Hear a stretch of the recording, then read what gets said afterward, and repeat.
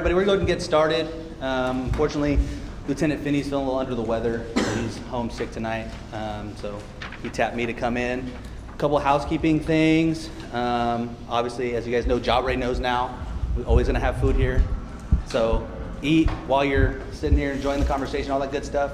First thing, can we get somebody, Lieutenant Finney, I know sent all of you guys the minutes from the last meeting. Can we get somebody to motion to approve those minutes?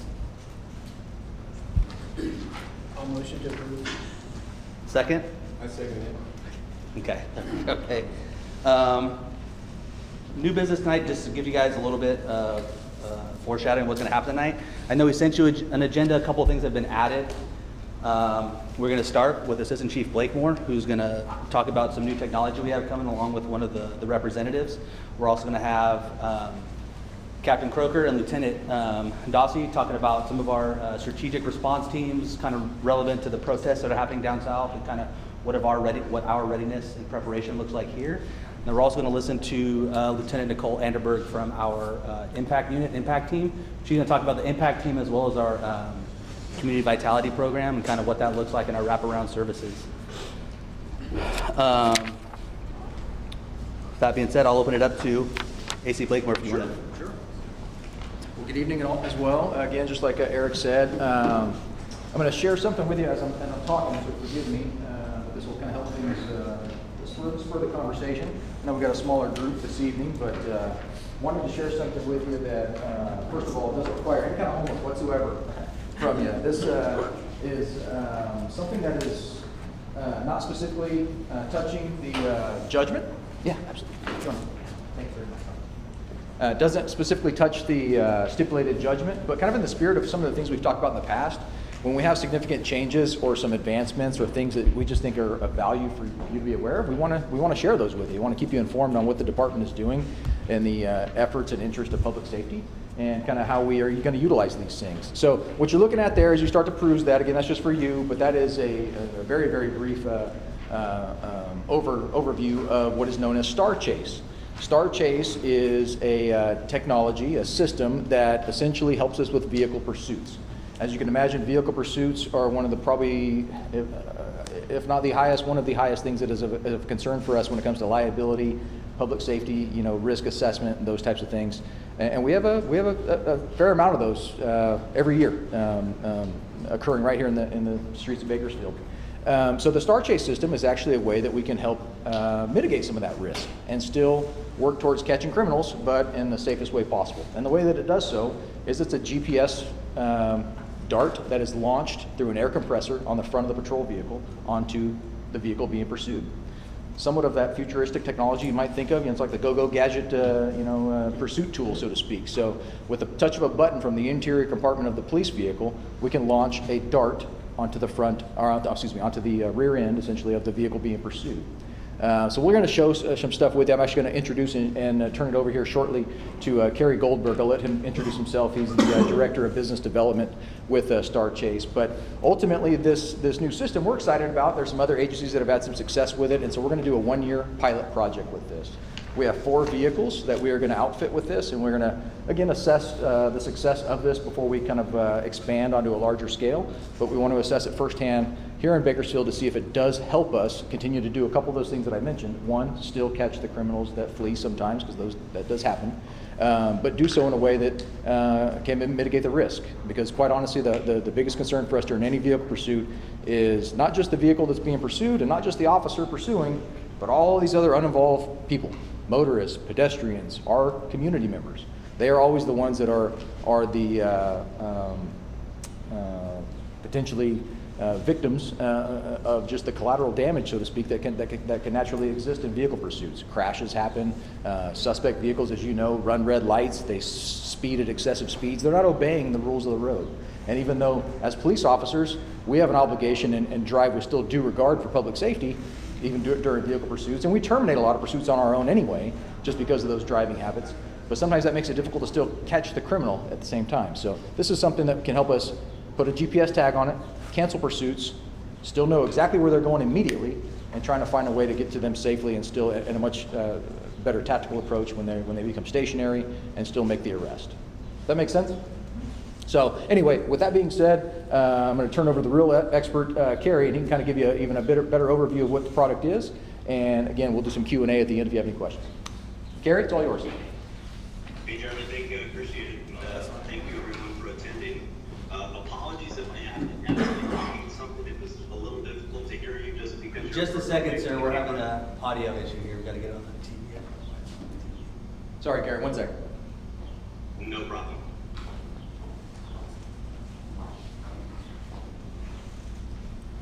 Sorry, cell phone broken already. It worked a second ago. Let's see here. Give it a test again, sir. Can you hear me? Ooh, not on the right speakers here. Can you guys hear that okay? Could be better. Okay.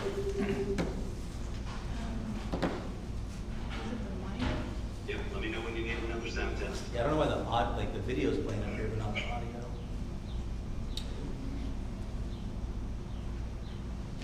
I don't know if on your microphone there's a down caret where it might be able to let you toggle between. Oh, here we go. How's this? Yeah, there you go. There we go. Kerry fixed it. Kerry fixed it. Yep. How's that? Okay. Good. It's good. Yeah, thanks, Kerry. Looks good. Okay, no problem.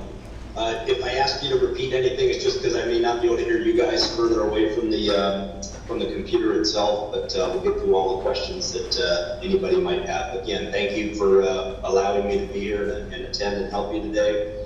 For the audience, just a little background on myself. My name is Kerry Goldberg. I'm the Director of Business Development for StarChase. Prior to my StarChase life, I spent 27 years serving in law enforcement up in the Bay Area, 2 agencies up in the Bay Area in California. Started my career, did 11 years with the Contra Costa County Sheriff's Office, and then I did the next 16 years with the San Ramon Police Department. Retired as a captain overseeing the Operations Bureau, and similar to AC Blakemore, one of our strategies was implementing flock license plate readers. We did that. We were the first Bay Area agency, almost the first agency in California to implement flock. And one of the unintended consequences with flock was that our pursuits immediately went up exponentially. Flock is fantastic, but the pursuits went up exponentially. And so by the time I retired, out of the 26 agencies in my county, 18 were StarChase customers. And so it was a technology that I thought was fantastic. And then luckily I got a call from them when I retired, and here I am now. So I'm going to share my screen and go over a brief overview of our technology. Let me know if you guys can see this okay. Yeah, it looks good, Kerry. Okay, perfect. And again, I won't go over this verbatim. I just want to cover some key points that Assistant Chief Blakemore and I discussed, and then we'll certainly open it up for any questions. So a little bit about our company itself and our mission. Of course, our mission is to reduce risk, save lives, and protect communities. And we do that by offering state-of-the-art GPS technology solutions, specifically those GPS tags that Assistant Chief Blakemore was discussing, where we have systems that get mounted onto the front of police vehicles and have the ability to safely deliver a GPS tag to the back of a fleeing vehicle, or a vehicle where there's probable cause to seize or stop that vehicle. We've been in business for just over 14 years. We're headquartered out of Virginia Beach, Virginia. And with the exception of the staff who's in Virginia Beach, some of our IT professionals and engineering professionals, our team is comprised of all retired or former law enforcement. So we certainly have that understanding of policies and pursuits as a whole, and certainly the risks associated with pursuits. So this is what we've seen with key decision points. With any agency, regardless of size, regardless of the type of agency, and we're in agencies at the federal level, state level, county level, and local municipalities. But really what we've seen over the course and the evolution of StarChase is really shifting from a tool just to design to mitigate the risks associated with pursuits, but it's also a very effective apprehension tool. And it's made it much safer for not only the officers utilizing it, but as well as the members within the community. And that's of equal, if not greater, importance because we want to reduce those risks. But what we've seen across the board is it's not only going to be an increase in officer safety, but also the morale within the department. It's going to give the officers on the street the ability to make safe apprehensions in an environment where they may not be able to chase a fleeing suspect based on policy and based on safety. Our systems are used in any use of force continuum, and they're designed to de-escalate those high-risk events. We offer, through our live mapping and tracking, it becomes a force multiplier. You can do more with less. You don't need the entire fleet or the entire shift of officers. And so that's where we really become a force multiplier, because it allows those officers to slow down, take control of the narrative, not be necessarily 100% reactive, because they know they're not going to lose, even though they might lose physical sight of the suspect, they're not going to lose the vehicle altogether, because they're going to see that in real-time visibility. That in turn extends command and control for supervisors. It gives them a better overview of what the officer is dealing with and what the suspect or the fleeing vehicle is doing, which of course improves situational awareness. And then, of course, last but not least, it's integrating the safe apprehension tools, which is what we are, with the crime recognition investments that the agencies have already made, such as FLOC, or DFR programs, license plate readers. It's really the other half of that solution. You know, we always discuss this internally and with other agencies that the FLOC license plate readers, great, they'll find all the wanted vehicles, but then how do you catch them? And that's where we come in. This is what we call our X factor, and we're really proud of these numbers. There's some other pursuit mitigation tools out there, and I'll refer to us as a tool as well. I don't talk disparagingly about other tools or technologies, because I understand law enforcement, there may be a time and a place for everything. But these numbers are really what separates our technology from those others. In over 13 years of being available and in use by agencies nationwide, we have 0 injuries or fatalities associated with our technology. And why is that? Because we don't change the vehicle dynamics of either the fleeing vehicle or your police vehicles. Tens of thousands of de-escalated events, we have to assume every time a tag is deployed, we're de-escalating the event. Because the reality is, what we've seen through the data that we get back from our customer agencies is that once agencies actually deploy Star Chase, and if they cut back and slow down, out of sight, out of mind, if you will, not using lights and sirens anymore, our data suggests and shows that the suspect vehicle usually slows down within about 10 miles per hour of the speed limit within about 90 seconds of the deployment, because they feel like if the officer is no longer chasing, they are now slowing things down. And that's the desired intent. And then on top of that, across the board in over 13 years, through all of our customer agencies, we're seeing about an 86% apprehension rate. So that's, I think that's really impressive, because I can assure you, at least at my old agency, we were nowhere close to that without the use of Star Chase. Then when we employed FLOC, we had 45 cameras throughout the city. Our pursuits went up exponentially, but because of policy and the safety of the community, it was very rare that we gave chase, certainly not for property crimes. And so we were nowhere near an 86% apprehension rate, but that's what we're seeing across the board with our customer agencies. And so the way it works is once a tag is deployed, officers or a dispatch center or investigators, command within a PD, has access to our CoreView mapping, and that real-time mapping is accessible on any device that has internet connectivity.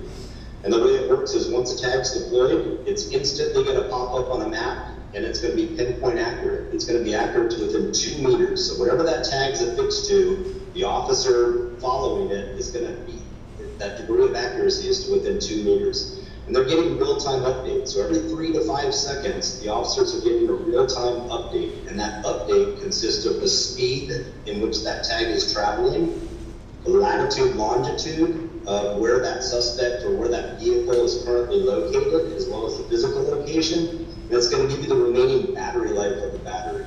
And that always introduces the next question. Well, what's the battery life? We promote ourselves, rightfully so, as Fourth Amendment compliant. Agencies use Star Chase under that exigent circumstance, the automobile exception, our batteries are only good for up to 8 hours. So you cannot do long-term surveillance with our technology. And that's where we become Fourth Amendment compliant. And then of course, within the dashboard and within the mapping system, the agency has the ability to go back, review a track from the time the tag was deployed to the time it was recovered. It's all downloadable. Every data point's covered within a PDF, very easy to attach and submit in a report to the district attorney's office. And the agency has a lot of variables that they can employ when they're actually utilizing the mapping system.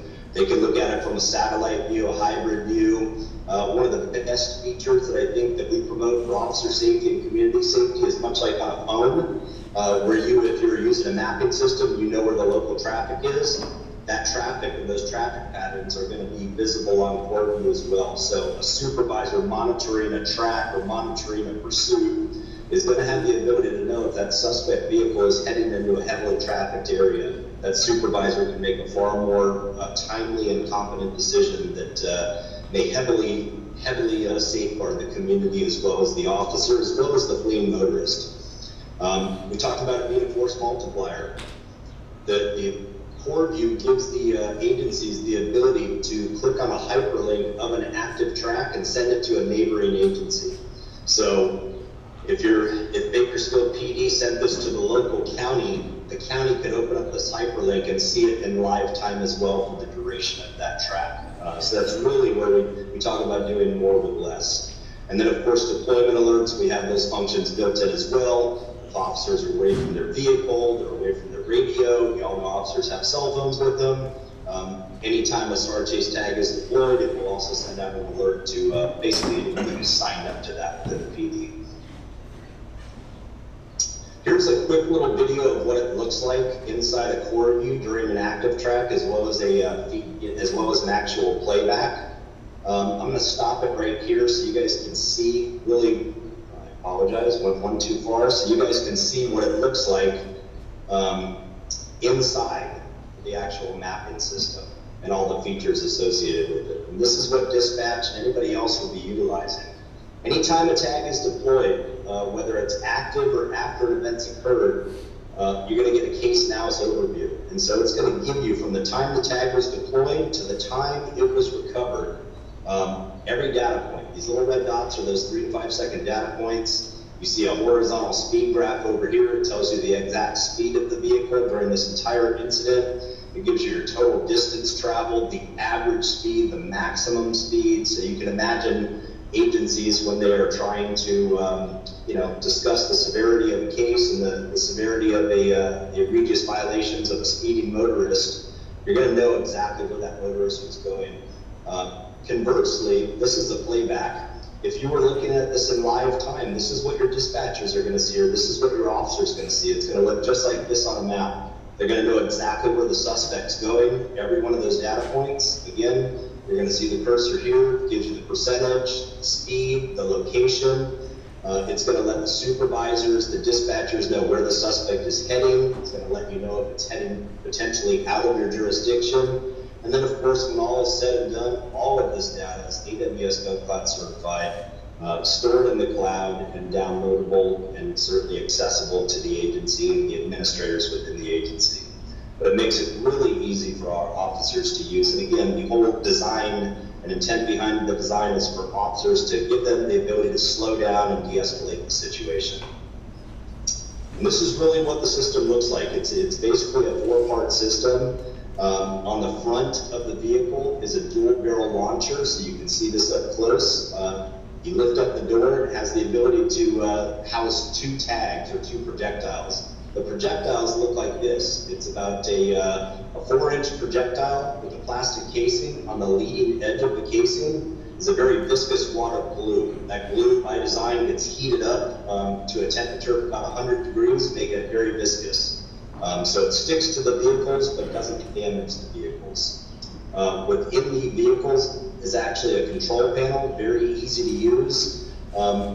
One of the best features that I like about this is the remote key fob deployment. If you've been in law enforcement for any period of time and you've worked patrol, you've been on a traffic stop where the driver of the vehicle decides to take off.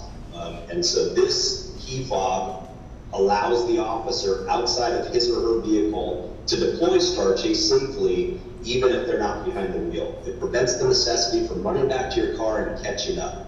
As long as you have that key fob available to you and basically at arm's reach, the officers will have the ability to remote deploy Star Chase. The tags are deployed through compressed air, so there's no combustion, there's no explosives, there's no primers. The tags come out at about 27 miles per hour.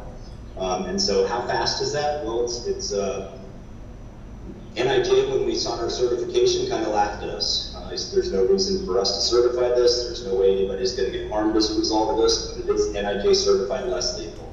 If you have a teenager who, an early teen, daughter or son who throws a baseball, it's probably coming at you faster than 27 miles per hour.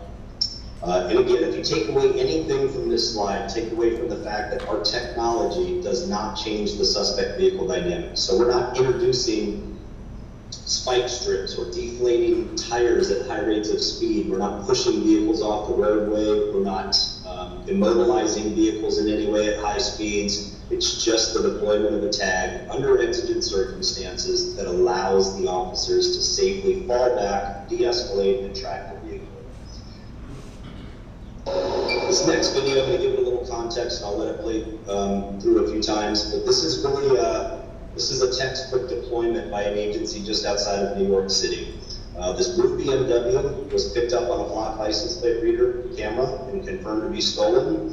And so the officer was not pursuing the vehicle with lights or sirens, does a pre-deployment or a pre-stop deployment of Star Chase. And so you'll hear the audible tones in here. As soon as the system gives him the audible tones, he's going to pull in behind the suspect vehicle, deploy the tag, and then get out of the lane of traffic.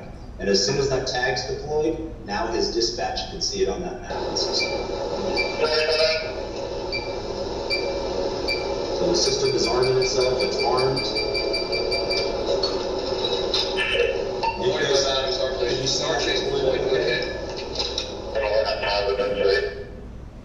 Jeremy, did you guys see that okay? Yes, we did. Thank you.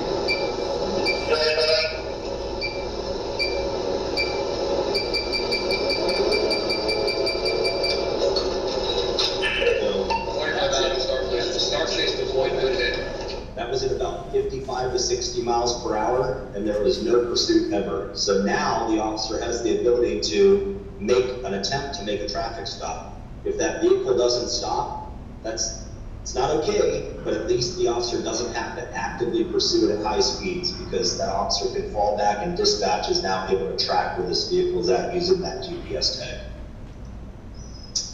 And so last but not least, we'd like to include these. In October of 23, nationwide, the Police Executive Research Forum did a lengthy pursuit mitigation study and made some recommendations for agencies through the nation to adopt, to include policy amendments related to pursuits, but they also recommended technologies out there, and we were one of the recommended technologies. So that QR code brings you to that perf report where we were recommended technology. And then, of course, last but not least, you see the ACLU logo there. When Star Chase first became available, Jay Stanley, who is the senior analyst dealing with policy and technology review related to privacy rights, did a pretty lengthy study on Star Chase, and this was back in 2014. And after understanding what the capabilities are, what it does not do as far as long-term surveillance, he actually penned a letter of affirmation of use, stating that this, as long as it's used in accordance with the Fourth Amendment under that vehicle exception, under exigent circumstances, he was fine with it. He saw no problems with it because it falls under that 100-year-old case law from 1925 that allows officers to stop vehicles with probable cause. He then renewed that affirmation in 2022 when asked again about it. So we're pretty proud of that because that was unsolicited, but it certainly solidifies what we are trying to do and do the right things for the right reasons, but also working within the scope of the law. So that is what I have for a presentation. Jeremy, is there anything else you want me to cover specifically? Or do we want to open it up for questions? Yeah, definitely. That was a perfect overview, Gary, so I appreciate it. We will open for some Q&A, and then I'll probably close with a couple comments, depending on what the questions look like. What are your guys' thoughts? What do you guys think? How far can the projectile shoot? How close? Great You question. hear that? So- Go ahead, Gary. I did. How far does the projectile shoot? So the way we train and where our best range of efficacy is between 18 and 25 feet. And as you could see in that video, that was probably about 20 feet, just outside of a car length away. And there's obviously some factors to consider with that, speeds, weather conditions, but where we've seen our highest degree of efficiency from agencies and through our testing is between 18 and 25 feet. Good question. Was there another one? I'm sorry. Cost-wise, I'm not asking for like a pinpoint cost, Sure. but is this, relatively speaking, in your tools, is this something that's cost efficient, or is? Yes, but I will answer it like this. It was not. I do not see this as being something that would be deployed on every, outfitted on every police vehicle. It would be cost prohibitive? Yeah, Is for it our cost agency. prohibitive? For our agency, yeah, I know what you mean. For our agency, it could be. But realistically, it's more of a matter of, I think, a good strategy of how many that we would have on a particular shift, for instance, so that we're spread with a decent number of these. But we wouldn't put them on like a one-for-one within each vehicle. We're going to test it with 4, though. I think that's a good number to sample and start with. And for this first year, like I said, give us some information firsthand to see what the results look like, and then we can make those decisions on what the future investments may look like. I can tell you, though, in terms of cost, I'm sorry, last thing, I'll get to you. Again, I can't say it enough in the sense of the one thing that probably gives us the most concern on a regular basis when it relates to not just the physical liability, but there are monetary, cost and liability associated with that as well. When a pursuit takes place and a crash happens and someone's injured, quite frankly, there's always going to be, I hate to say always, but there's likely going to be a lawsuit, regardless of whether we did everything right or not, and those all cost money. Whether it's to defend or whether it ends up being actually some type of punitive settlement. Yes, sir. So can the tag be removed? Like in cases, let's say you're in pursuit of someone and they may, for some reason, assume that you guys put it on there. Like, is there some way for them to get somewhere and take it off, and then you lose like the tracking and stuff? Yep. Criminals are criminals. They still will, for sure. And so, and Carrie can speak to this even more than I can. Like anything, things can be defeated. And so I will say it like this, and even we talked with some of the other agencies as well that are our current users, and there are those circumstances, and Carrie, again, step in and correct me if I'm wrong, but first of all, the sound that it makes is very, very subtle. So it's not as if there's this clear, distinct awareness for the occupants to know. The way I've often heard it described is it's almost like a rocket in the undercarriage or something like you hear something, but you're not quite certain what it was necessarily. And then secondly, more to your point, there has been circumstances, I'm going to say rare from at least my awareness, where people have, once they've lost sight, pulled over, jumped out, and pulled it off. It can be. It is a temporary adhesive, just as Carrie described. Yeah, it can be done. But again, from our perspective, it's still worth the trade-off, in those circumstances. From a tactical perspective, and I won't get too much into the tactics, but realistically, think of it from the perspective of, again, when we deploy this and it gets on there, our intent is that as we're monitoring this thing live, that as soon as it becomes stationary and in a position to where we feel based on that location, where it's a safe opportunity for us to move in, we're going to do so. Like our intent is not to let this thing wander around and see where it's going, that kind of thing. We want to find a quick, opportune time to jump in and safely apprehend the individuals. So we don't necessarily intend to let someone sit there idly for minutes and minutes and minutes and hours, to where they may have a chance to pull this thing off and get away. I think you said 8 hours, right? 8 hours is the max that the battery life. Okay. Well, you stay with the pursuit, it's not directed behind the car now. Exactly. So we basically are able to back off. We get back. We are able to back off to normal speeds, stay within the area, so to speak, but out of line of sight. Put it that way, from a suspect, and so that by the time that it becomes stationary, and we're confident that based on wherever that location may be, that we can make a tactical approach and safely apprehend this individual. That's when we move back in. So is this more for, especially like areas where we don't have the helicopters, like most cities, the helicopters overhead, pretty much see everything. Some agencies have more, yeah, bigger cities, more so the air support than we do. Our air support isn't available 24/7, but this wouldn't necessarily negate if a helicopter is available, we would still probably have that up and watching anyway. That doesn't necessarily mean that it's influencing the erratic driving behavior. They have options as well. You know, they can turn off the spotlight, for instance. So it's again not something an occupant of a vehicle is clearly aware there's a helicopter overhead. If there's and we still have the latitude where we can restrict the use of the air unit if we think the air unit, a helicopter for instance, is still influencing the disregard of public safety by the occupant of the vehicle, and they're still driving erratically even when they don't see ground units, then we can still tell the air unit to back off and let the GPS do its thing for us. Do they, in their statistics, do they track a failure rate as far as when one is launched and it does not attach? Are there any stats that show a failure rate? Yeah, to some degree. Carrie, do you want to touch on that? Did you hear that part? Yeah, there are. So, as I mentioned, we see across the board from our agencies, and this is obviously aggregated data over 13 years, about an 86% apprehension rate. So that's not just the recovery of stolen vehicles, that's, holding someone accountable. The efficacy rate of the sticks themselves are about 90% across the board with our agencies. So 9 out of 10 are sticking. Now, of course, there's no perfect solution.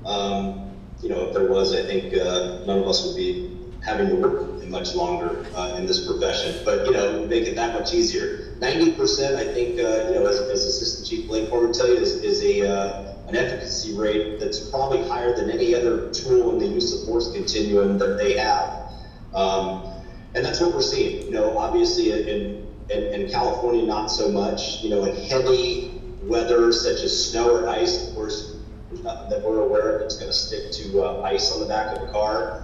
And the reality of that is we have many agencies in cold weather climates. We have many agencies in Washington State in the wet weather climates.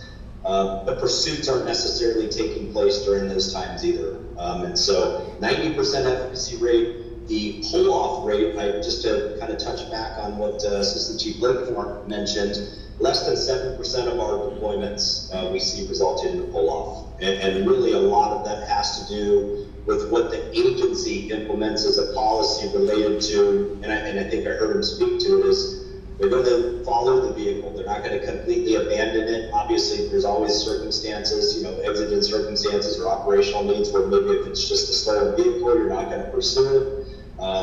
But if agencies take the time to step back and stop the pursuit but still make the apprehension, the suspects really aren't going to have time to stop and remove the tag without stopping long enough to where they are potentially going to be apprehended.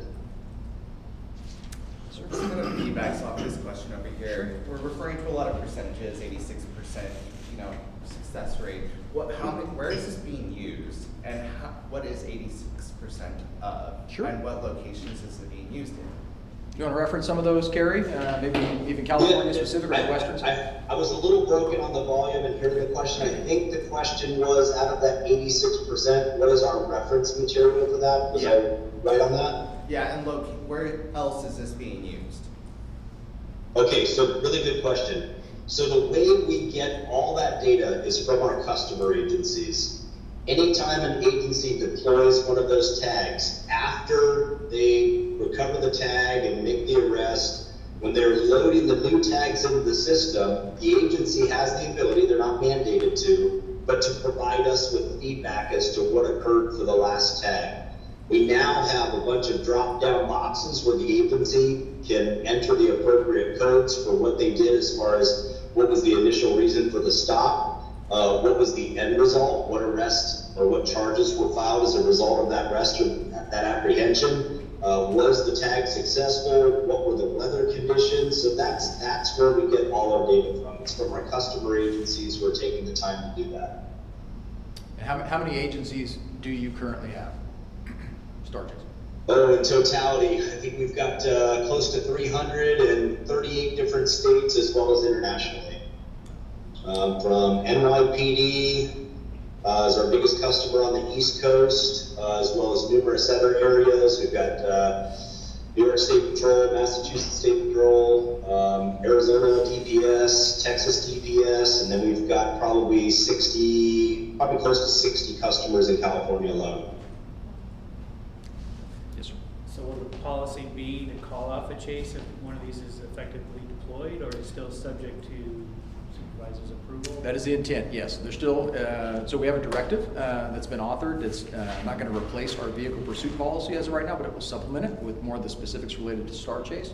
But yes, in essence, it'll still be requesting a supervisor approval to deploy it, and then once it is deployed, yes, to back off. Unless the supervisor or watch commander still, for some reason, which is hard to imagine, quite honestly, to still continue to make that pursuit happen even while the tag has successfully been deployed, to yes, that we would be backing off at that point. Tabitha, why don't you go first? So my question is BPD using this just for vehicle pursuits? Because I did notice that there are other uses that it could be for arms trafficking, human trafficking, DUI. But as far as the implementation here in Bakersfield, is that the primary use? Are you question. considering using it for other? So I probably should have clarified. It's not necessarily specific to, and what we're seeing there is a list of some examples of offenses, but it's any offense that can lead to a pursuit. So think of it Okay. more in that terms. It could be a human trafficking case. It could be the most common one, quite honestly, for our pursuits is stolen vehicles. And so often those individuals run when they're driving a stolen vehicle. But it could be anything that leads to a pursuit, or is suspected that's going to lead to a pursuit. Best case is similar to the video that he played. In a perfect world, what we'll see the most often is, for instance, behind a stolen vehicle, before the officer even turns the lights on, they're going to pull in and deploy this thing, so the pursuit never really actually occurs. If that vehicle takes off, we've already got GPS tag on it. But but it's going to be used in the event that if an officer considers that it could be like a human trafficking Absolutely. situation and they need to track the vehicle. Only if it's going to be, let me clarify. Yeah, that. that's- If it's thought to be resulting in a pursuit. Okay. So don't think of it necessarily to isolate it to the offense. It's not just like, It's well, it's a not- burglary or it's a sex trafficking case or something along those And they lines. jumped into a car, so we're going to surveil the car. Yeah, no, It's not that's just not the isolated. intended purpose. Correct. Okay. So you say you're gonna start with 4 of these for a year, so I would think you have certain units that are more likely to be in pursuits than others? It's a good point, yes. Yes. I was going to hesitate to bring some of that up necessarily just because of not getting too much into the tactics, but we're going to put them on 4 of our K-9 vehicles. Our K-9 vehicles are just by design and strategically deployed. They are more available for the pursuits. They are more free and not necessarily consumed with some of our longer term cases. So for instance, a patrol officer that may be stuck on an investigation, maybe it's a human trafficking investigation that requires them to interview several people, and it's going to require sometimes the entirety of an entire shift. Well, it doesn't do us any good to have that vehicle now no longer available to use. So the K-9 vehicles, they have a different usage of where their time goes, and they're more free for those types of things. So yes, we're trying to optimize the availability of these 4 vehicles. Thoughts? Any additional questions? Did you like even seeing this information? Was it useful? Again, it doesn't have anything specific, necessarily a direct tie to the judgment, but we wanted to use the opportunity to be informative with you and also get your feedback on it and just see what your perspective is on where our minds are at, because we think it's a good idea and want to try it, but do you think the same thing? But when you also break, even if they have the tracker on there, how frequency are you gonna break, especially if you was chasing the robbery suspect? He got the gun, he got the stuff in the car, and you know if you use the tracker, he done thrown half the stuff out the windows. Now, Yeah. you make your arrest later, but you don't have no evidence. It's a great point. I wish I could say there's a perfect solution for all of it, but that is a great point. Now, the benefit of it is, because we thought about that same thing, the reality is that let me back up a little bit. We have to weigh everything, right? And when I say weigh everything, it's a constant evolution of weighing what is the risk to continue chasing this pursuit. Is this pursuit, for instance, driving at the speed limit or just within 5-10 miles an hour? Are they stopping for red lights and stop signs? Are they showing some relative due regard Is it 3 o'clock in the morning, there's no one else on the roadway? Or is it the complete opposite, when I've got someone driving 110 miles an hour through school zones, 5 o'clock in the afternoon, those types of things? We are not gonna chase those kind of things unless we absolutely have to for some really, really justifiable reason, homicide suspects, those types of things. It's a constant evaluation of what that risk versus the public safety risk is. These uninvolved individuals in our community. We're not gonna risk catching one person or even losing evidence, in your example, simply at the expense of what the risk and liability is to the community members. So the benefit, I guess, think about the GPS is, like he showed, we've got Yeah, that's what I was gonna say. If a they pin do- map, if so they we throw it away- can go back and track and look, sidewalks and streets and see if we can discover any evidence that may have been discarded along the way. So willing to work with that, but at the end of the day, I would much rather, I hate to say it, I'd much rather lose evidence than have someone that's completely uninvolved get injured. Yes, sir. So I really like it, I think it's a great idea, but it's like 18 to 25 feet. That seems pretty like short distance, especially if you're in a high-speed chase. Is there a reason why that distance is so short? I mean, is it impact that's causing them to not have a far distance on that? I love where your mind's at, because I'll be honest with you, that's probably one of the greater concerns for us when it comes to Yeah. any evaluation of things, because that's a short distance, right? Behind me at 20 feet, I'd be like, oh shit. Yeah. That's what I was like, if I were, especially if I were in a, I mean, Sure. I've never been in a stolen car, but that's what I was like, like. Yeah, no, fair question. I can answer some of it. I'm actually see if Carrie wants to add anything to that point first, because some of it really just touches on perhaps the limitations of the technology at this point and kind of where their standards are at. But Carrie, do you want to address that? Do you hear the question? Can you repeat it for me, Jeremy? I couldn't hear it. Yeah, it was related to the distance. We're talking about 18 to 25 feet behind a suspect vehicle, and as you know as well as I do, there's a lot of variables that come into play with that. Is there a reason why it is limited to that distance, or you have to be that close to the vehicle to actually deploy this thing? That's a great question. In order to keep it certified as less lethal, and obviously deploying something at speeds of potentially, I think our highest tag or speed on record is through Texas TPS, one of their highway patrolmen. They deployed it at 133 miles per hour. But without an explosive to project that projectile, we're using compressed air because we want to keep it NIJ certified less lethal. Shooting, as you guys probably have, shooting something from a moving vehicle at a moving vehicle, probably in your policy is frowned upon. And so that's kind of where we're at. We have to keep it safe. So 18 to 25 feet, we've seen across the board. Again, agencies are very successful with this. Our trainers come out, they train your staff. And your staff are already, trained, highly trained individuals through their EVOC training. So you guys, the audience saw that deployment at 60 miles per hour. That officer was behind that vehicle for probably less than 2 seconds. And so that's where it becomes very effective. As it pertains to the capabilities, I think I heard earlier on the question about tracking and when would you stop. Really, it stops when the department policy or the operational needs override the situation to where it's no longer either worth the safety of the public to continue or for operational necessities. We don't have agencies that allow their officers to leave 50 miles out of their jurisdiction for a stolen vehicle only. Denver PD is one of our customers. Last year, they deployed a Star Chase tag after a flock license plate leader hit for a stolen vehicle. Their department policy was they don't give pursuit to property crimes only. Any property crimes are not going to pursue. So they deployed the tag, tried to light the vehicle up and stop the vehicle, and they didn't stop. That vehicle proceeded to drive 156 miles east through 3 different counties.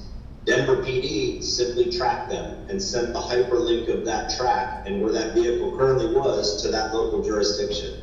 156 miles later, in a small little sleepy police department, when that suspect vehicle finally came to rest, that police department was on scene, recovered the vehicle, and took the suspects into custody without incident because they knew where they were. So that's the power of that core view mapping, and that's what enables officers and agencies to really rewrite the narrative and how pursuits are handled. Obviously, every crime is different, but it certainly doesn't. The failure to yield or the not stopping, they don't have to be really a game ender anymore. And so that's where our technology comes in. Yes, sir. Yeah, no, I think to 2 points, it does speak to the system always evolving.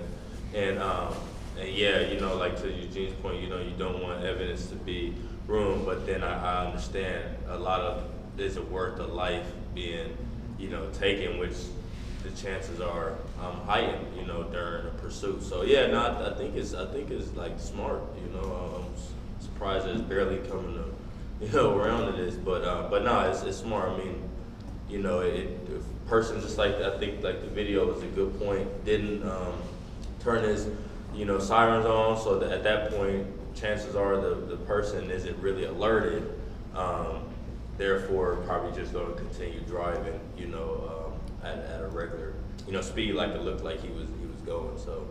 Yep, correct. Is there anything that can short it out? Like even after you shoot the projectile that's on the car, like people bring in cars, they say they use stuff that can shorten out your system so they can. I was thinking about that too.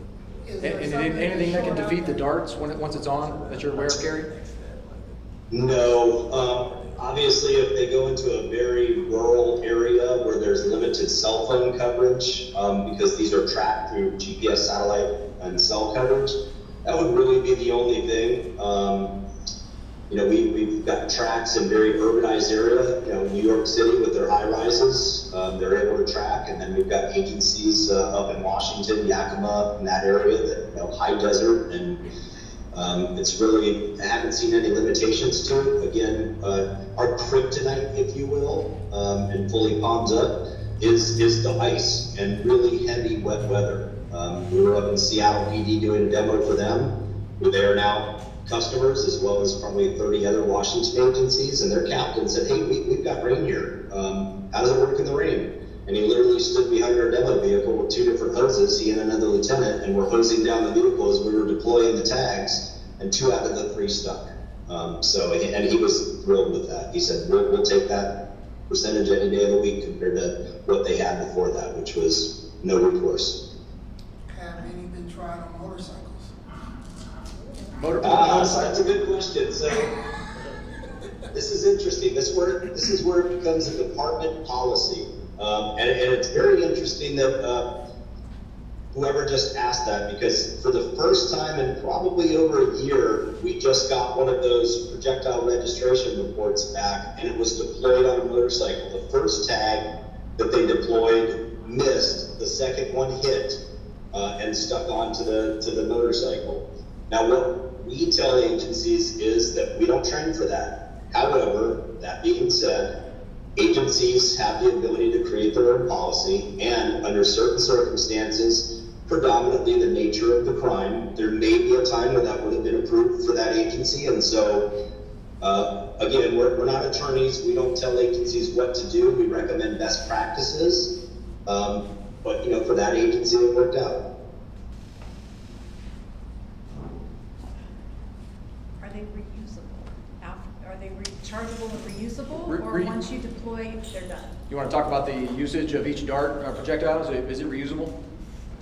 Oh, great question. So we highly, highly encourage, we almost emphasize, never use the same dart twice. And part of the package, if you will, the way the purchase works is that when you buy a system, think of it very similar to a cell phone. You have to pay a monthly plan for a cell phone for all those functions you get. Ours is an annual plan per launcher. Part of that annual plan includes unlimited tags for each system for that year. So we do not want the surface area of that glue, you know, contaminated or reused, even if it looks like it's in great shape. And we never want officers, you know, at the end of a fiscal year to worry about running out of darts because of costs. So that's built into what that subscription covers. So your officers will always have brand new darts on hand. We'll never use the same dart twice. All right, I think that's it. Okay. I don't want to hold this up too much so we can move on to the next one. But thanks for your time on that. If you have additional stuff that develops, any other questions or anything along the way that you didn't get a chance to ask here, again, hit me up anytime. I do want to kind of keep you guys informed when we get closer maybe to the end of this pilot period, what it looks like, just so you guys are aware since you've now been introduced to what it is, and we'll go from there. Thank you. When does the pilot start? Hopefully next month. We're getting them installed in about 2 weeks. So, Thank you again, sir. All right, thank you guys, take care. thanks, Gary.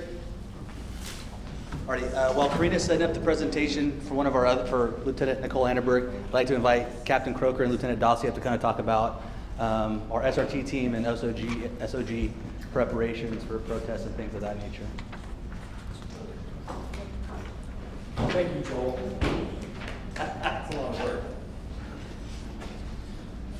No, just briefly kind of wanted to talk to the group, obviously, with everything that's going on down in LA, just kind of give you guys an update of kind of where we're at and kind of our mindset for our community and for our police department to make sure that if things do happen in Bakersfield, to let you guys know that we're ready and kind of the things that we're looking at to try to prepare for these things. So we do have a 28-person strategic response team is what they're called. They train every month, and they're prepared for events like this. We had some protests back in 2020, and to be honest with you, at that time we were just kind of doing the best with what we could at the time to try to keep things calm and keep people safe and allow for First Amendment activities and those types of things. But since then, we've learned a lot of the best practices and have sent our officers to a lot of training throughout the country and to try to make sure that we're prepared. So obviously, I think we're all probably aware of what's happening down in Southern California right now. We had a protest today. It actually probably is still going on. I haven't got a text message saying that it's over with yet, and potentially another one on Saturday. So obviously we know that these things are emotional topics, and we understand that and respect that. And primarily our first obligation is to make sure that everybody who chooses to protest in Bakersfield has the right to do so. We want them to safely protest. One of the things that our team strategically does is intentionally reach out to the organizers when we can. I'll be honest with you, we found out about today's protest, which started at 2 o'clock. I found out about it early this morning. So sometimes these things are happening very quickly, but we try to jump on these things really fast to make sure that we're getting the intelligence to see, is this going to be a big protest? Is this going to be a small protest? Is this has the propensity for violence, or is this a group that generally is calm and doesn't escalate and things don't rise? So we want to be prepared for everything. And that's generally how we typically respond. We are very intentional with trying to reach out to event organizers beforehand to make contact with them, to let them know, ask them what the plan is, how many people they roughly they think they're going to be coming, and kind of have some dialogue with them, not just before the protest, but also during as well, so they know exactly kind of what they're allowed to do and what they're not allowed to do. We generally, if we know it's going to be a larger event, we'll set up areas for them to protest. We'll specifically designate, say, hey, this is the area where you guys can do all these things.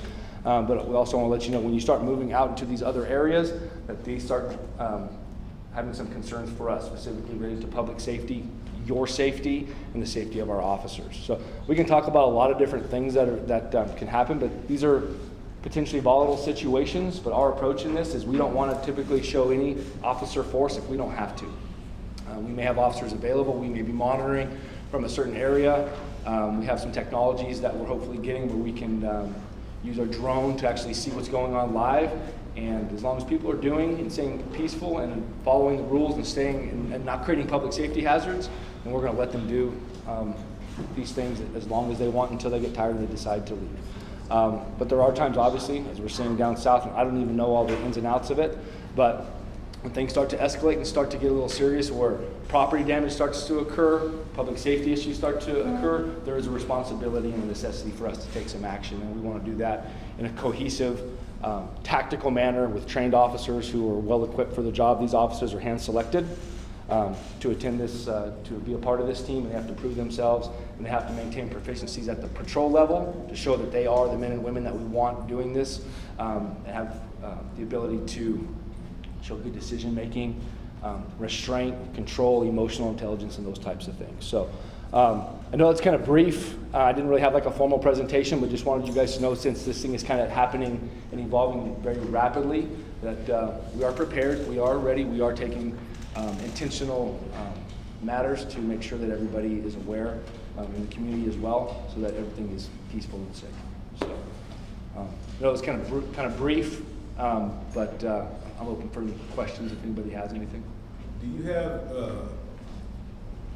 mutual aid agreements with other, say with Arvin Police or something like that, if you guys get, not overwhelmed, but if you need more help? Yeah, so we do have agreements with the Sheriff's Department, and what's interesting about a lot of our locations, like for example today, it was at the Liberty Bell at 1415 Truxtun Avenue. That's a county building, so they're responsible for the buildings, and we're responsible for the exterior. If there is an event where, say, people started to try to make entry into the building, we are in communication with them, and we will respond to assist, and vice versa, if it gets to that point where it's too loud or just there's too much going on. I will say that oftentimes it is difficult when you get multiple agencies involved in an incident or incidents like this, because sometimes there's different policies, there's different training, there's different expectations from agency to agency. So that's why we've actually built our team up to the size that it is, because we feel like we can handle a lot of these things. And within our own Special Operations Division, some of our other units will assist in other capacities to allow our strategic response team to be the ones that are actually out on the ground. So our SWAT team can come in to assist, but they're going to be responsible for some different things. So as far as like mutual aid agreements, if things really, really got bad, we could potentially reach out to them. And the beauty about Kern County is we do support each other, and I'm sure we can get some help, but usually our first point of contact is going to be with the Sheriff's Office. There is an office of Cal OES, which is a, I believe it's state, or is it state, Rick? State. Yeah, so through the state, that if other agencies say, hey, things are really, really bad and we need to bring people in, would you guys be willing to come? That those things can happen. Our hope is that things stay small, things stay quiet, people can protest, they can do the things that they want to do, and we can go home at the end of the day, everybody's safe. So what is lawful? Staying on a street corner? Maximum size of people? If they start going overflowing into the street, that becomes unlawful? Hey Bakersfield, I'm on Yeah, generally what happens, We are proud to partner with I can multitask, we'll see, I'll just tune that. So generally we want to designate them an area where they can be, a lawful area where they can be. For example, today, we talked to the folks out in front of Liberty Bell. Hey, this is where we'd like you guys to stay. It's safer for you, safer for us, safer for the community. We don't want you into the streets because we don't want you getting run over. We don't want other people who are not sympathetic maybe to your cause, that don't understand what's going on, to start becoming aggressive towards you, and when you have a vehicle, things can get dangerous. We would ask them, hey, we don't really want you on the center medians as well. So, but it's not a crime to be on the center median. So some of the protesters today actually walked across the street and they were standing on the center median. That is not something to a level where we're actually going to start bringing officers out to start actually enforcing things, to tell them, hey, we're going to make arrests and those types of things. But generally when you start defacing property, graffiti, intentional vandalism, throwing rocks, projectiles at people, at businesses and buildings and stuff like that, we typically know that those are usually generally precursors to things to become more escalated. And what we want to do is we want to stop the escalation as quick as we can and not let it fester to where emotions get too high, and then it becomes a really, really difficult situation to resolve. But to answer that question, every location is different. It's generally not size. We actually had a pretty big protest about a month or so ago at the same location, and there were probably 500 or 600 people there. Several of them marched from East Bakersfield, and several of them marched westbound, and they stayed on the sidewalks and they did their thing, and they were able to exercise their First Amendment rights, but it stayed peaceful because everybody was contained. What we find here generally is most of the organizers, that's what they want. They want their cause to be heard, and they generally don't want to have these people who are antagonists come in, because that's generally detrimental to their cause. And a lot of times they'll tell us, like, hey, this person is not with us. So if you guys can do something, we would appreciate that. But it's a very fluid situation, so it's kind of hard to answer that question specifically, but hopefully that gave a little context.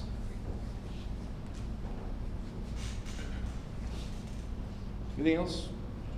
What was last month's protest for? I think the last one that we had, I think it was an ICE immigration That was the student situation. walkout one, what, the student? Yeah, the student walkout. It was right towards the end of school, and there was a lot of high school kids, and they did a good job. I'll be honest with you, Yeah. I was impressed.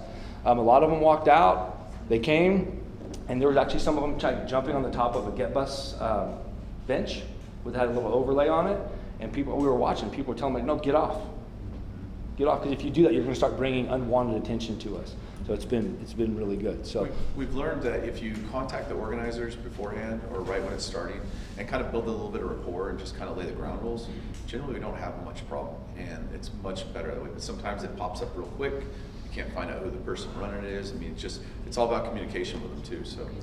And I will be honest, we're still learning and we're still growing and we're developing. We have a budget for our SRT program that Lieutenant Dossi oversees, and we've been fortunate enough to send our officers to some really, really good training throughout the country to where they're bringing back some of the best practices so that when things happen here, that we're prepared and that we're ready to go. So trying to plan as much as we can on the front end so when it does happen, that we're making good decisions, our officers are prepared, he and I are prepared along with the AC to make some of those tough decisions when things start escalating. Okay, when do we start moving officers out, and when do we keep them back, and see how this thing evolves. Fluid and dynamic. Good? Perfect. Sweet. Thanks, Captain Guilty. Now I'm gonna hand it over to Lieutenant Nicole Anderberg, who's gonna tell you all about community vitality and rapid response. My name is Nicole Anderberg. I'm a lieutenant with the Bakersfield Police Department. I currently manage the Impact Unit, which is a unit assigned to the Bakersfield Police Department. The unit consists of 26 officers divided into 4 teams. Those 4 teams cover 7 days a week, and the coverage is 7 days a week from 6 in the morning till 1 in the morning. Our main focus in our unit is addressing issues related to homelessness. So it's obviously out there, and so that is what the team is designed, and their mission is to deal with. So all sorts of different issues. Each team has 2 different types of co-response cars. In one car, we have a mental health professional riding along with our officers. So we have 4 mental health professionals dedicated to our unit. And those mental health professionals are from Kern Behavioral Health. So we have a great working relationship with our county partners there. Another co-response car is our officer and our code enforcement officers. So, and that kind of led to this development of another program that I manage called Community Vitality. So Community Vitality, right now, it's basically, the way I describe it is, prior to Community Vitality, if you had a homelessness issue, whether that was somebody that was trespassing, somebody that might be sleeping on a sidewalk, somebody that you're concerned about. Maybe there's no criminal activity, you're just concerned about their welfare. Maybe it's an encampment, maybe it's trash that's left behind. All of those problems, different departments within the city were handling. And so it was code enforcement was handling, and streets and public works was handling, and then we had our impact officers that were handling things, and we had code enforcement. So we had all these different departments, a lot of overlap. So in order to reduce the overlap and reduce the duplicate responses from all these different departments, Community Vitality was developed. And it's developed into a call center that the public can call Monday through Friday from 8 to 5. And for any homeless related issue. So like all of the things I just mentioned, if there's a concern, if the citizen has a concern, they can call 326-3737 during that time, and we will basically triage the concern, and then we send the appropriate department out to handle that. So right now, Community Vitality works with code enforcement, rapid response, impact. We also coordinate outreach through Flood Ministries, and we also work very closely with our arson unit from the Bakersfield Fire Department, and the park rangers too. We work very closely with them. So really we've noticed that this communication between all of the departments has improved our response times, and we'll get to that in a little bit in the slide. And it's just been great to make sure we're responding to the needs of the community quickly. So again, just some photos of some of the encampments that we've gone. These are the contracts that we have with different local service providers. So like I mentioned, we work with Flood Ministries. We coordinate our placement placement and housing with the the City of Bakersfield Homeless Shelter, the British Lane Navigation Center. Excuse me, let me switch over to the slideshow for a second. All right. So another component of community vitality was in October, we were awarded a grant from the state of California through Prop 47, so we can provide intensive case management services to our chronically homeless individuals, as also the individuals that are reentering from prison and other incarceration settings. So we have recently onboarded 2 intensive case management services through Garden Pathways and Psychiatric Wellness Center to help serve those individuals that are in need. We work with Valley Pressure Pros as well. They help clean up our biohazard waste that are left behind. And also we work very closely, and we contract this, the PD actually contracts with City Guard and Transwest to provide private security patrols throughout Bakersfield. And so that they're just an additional set of eyes and ears for us when we as officers can't be there. So the rapid response team is also associated with the code enforcement. So that's who they are managed by through the City of Bakersfield, but they are also attached to the impact teams. So each one of the 4 impact teams has a rapid response team associated with them. So they all go out together, and what happens is if there's an encampment that's identified, the rapid response team is cleaning it up right then and there, as opposed to prior to us having this co-response model.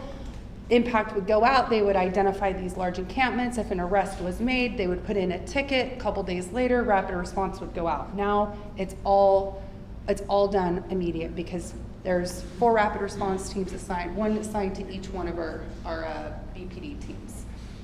They're picking up large encampments like you can see here with the pallets and the tarps and the mattresses and just a lot of that stuff that accumulates in these encampments. So like I've said, the co-response model has been extremely effective. With our behavioral health partners, they're able to immediately assist people who are in crisis right then and there. We're not having to call and wait for someone to drive across town. If we have an individual that's experiencing a crisis, right then and there, the mental health professional is able to provide help. A lot of times there's a lot of crossover. There's case management with Kern Behavioral Health, so they're able to access databases and they're able to really connect with maybe some kind of mental health services. So it's been extremely valuable. Like I mentioned earlier, we're partnering up with code enforcement or rapid response teams, Kern Behavioral Health, and we work, like I said, daily with Flood Ministries. So kind of the approach that we've taken is we really want to do services first, right? If there's no criminal activity going on, if it's somebody that just looks like they need help, if somebody calls that into community vitality, instead of going to the police department, they're calling Flood Ministries, and Flood Ministries is going out and trying to offer services and seeing what they can do to help that person, as opposed to sending an officer who may not be the best person to handle that situation. So we work regularly with Flood Ministries. We've developed a great relationship with them. So we work with them every day.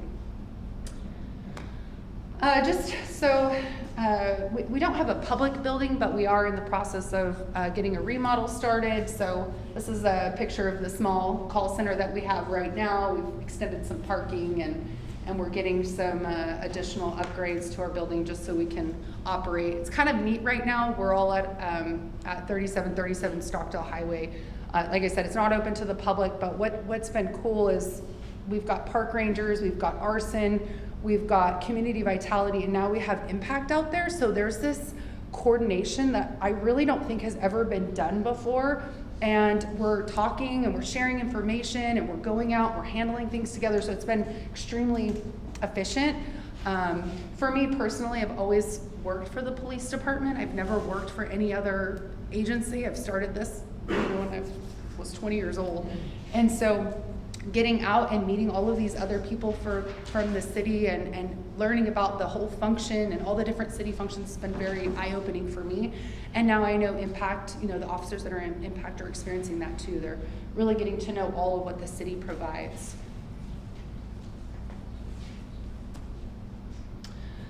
So just to kind of break down our staffing, so Community Vitality is led by myself, and then I have a partner in the city manager's office. Her name's Janie Achterberg.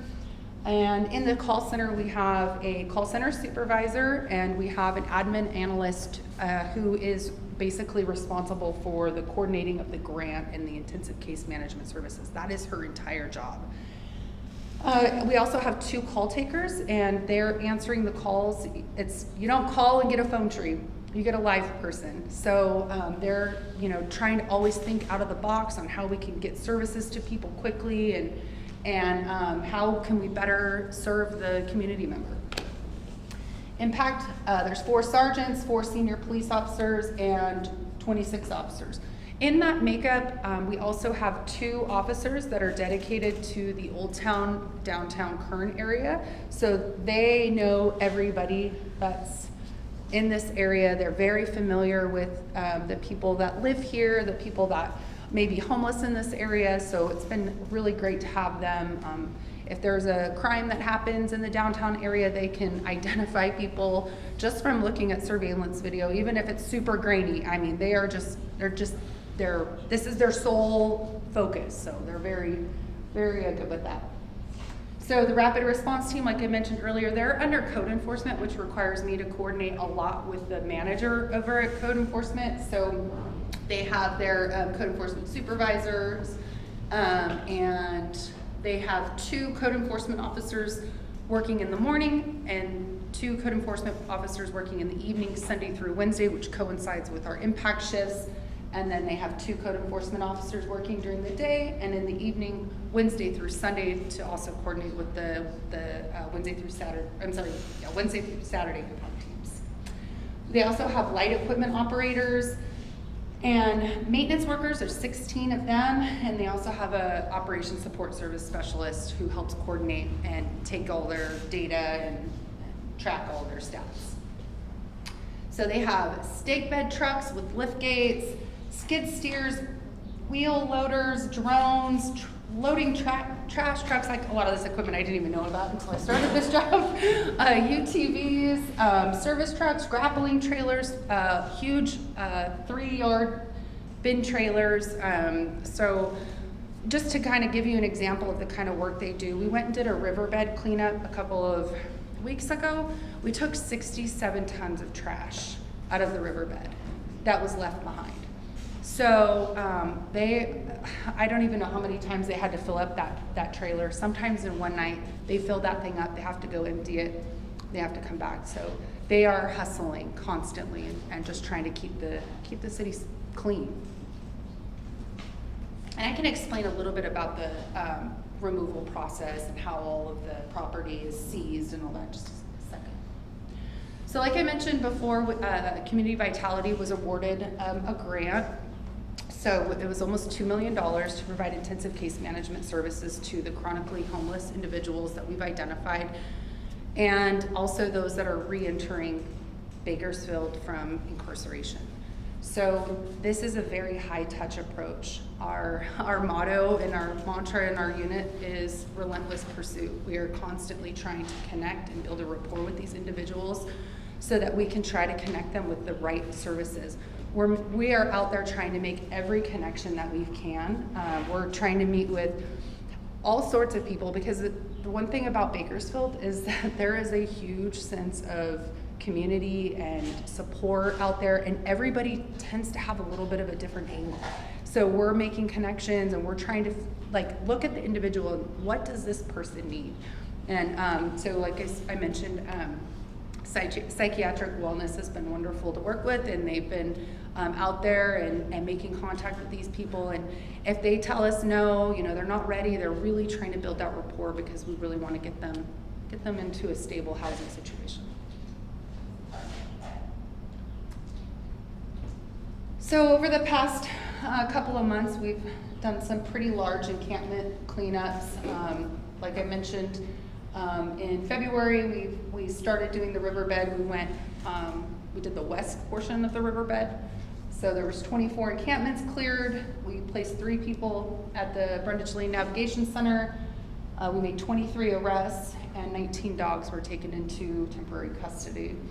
In April, we cleared the railroad tracks between Virginia and Potomac. We had to coordinate that. Obviously, it takes a lot of different units to coordinate something like that. 14 encampments were cleared, 5 citations were made, and 11 dogs were taken into temporary custody.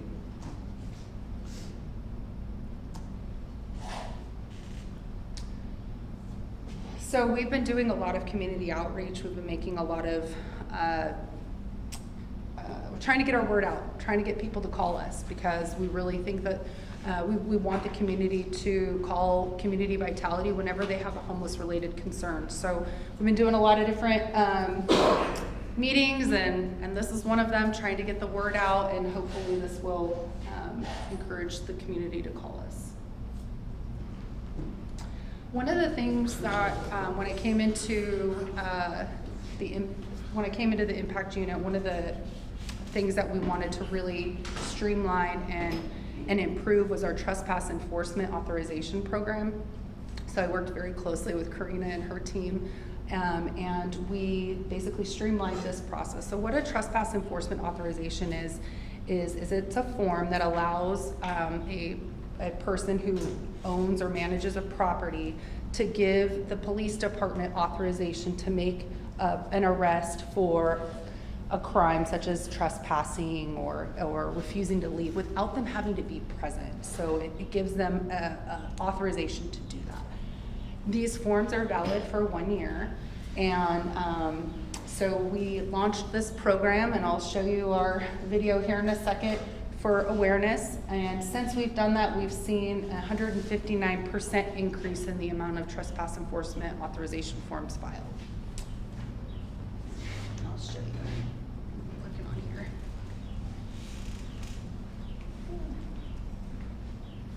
Can you see that? I think I have to exit the PowerPoint. Sorry, one moment here.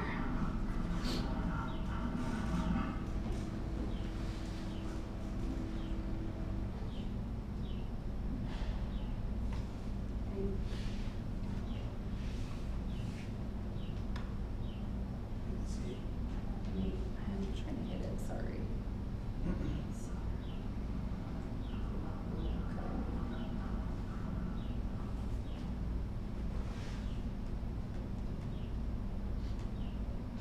Proud to partner with our community and offer you guys trespass enforcement authorization forms. A trespass enforcement authorization is a form filled out by a property owner or manager which provides authorization for anyone who is loitering or camping on private property to be arrested, whether or not the responsible owner is present.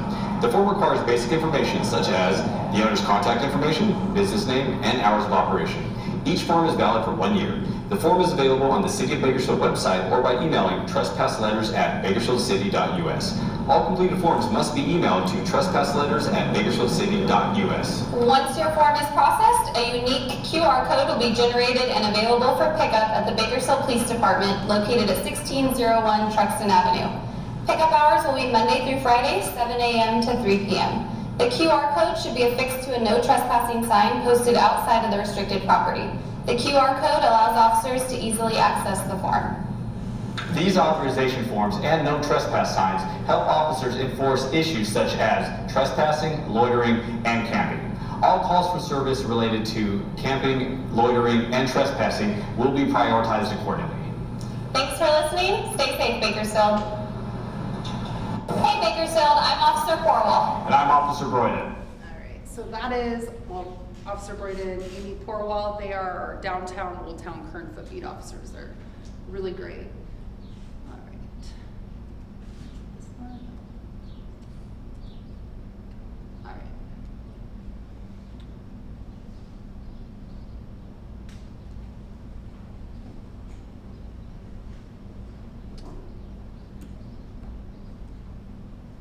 Okay, so far we've handled 3.5 thousand calls, and our average, the community vitality, has handled 3.5 thousand calls, and we have an average response time for service, and that's outreach, cleaning up trespassing or refusing to leave, those types of calls, encampments. We have a response time of 4.5 hours. Rapid response, those can take a little bit longer. Sometimes those are larger calls. Granted, a lot of times rapid response is going out and cleaning those large encampments with us. But if it's something that's large, a lot of times we have to coordinate extra equipment or anything, things like that, maybe more resources. It could be about 3 days. So,